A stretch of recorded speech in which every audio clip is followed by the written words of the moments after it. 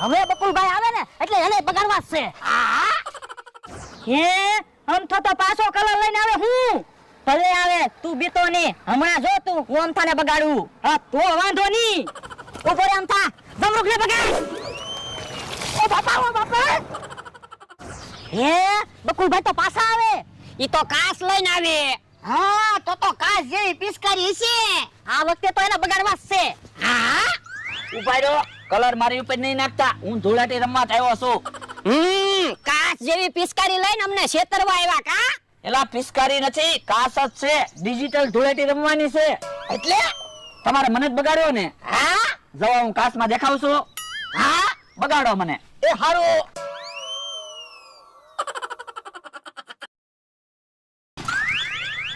લ્યો હવે રાજી હા હવે રાજી તો લ્યો હું નાઈ આવું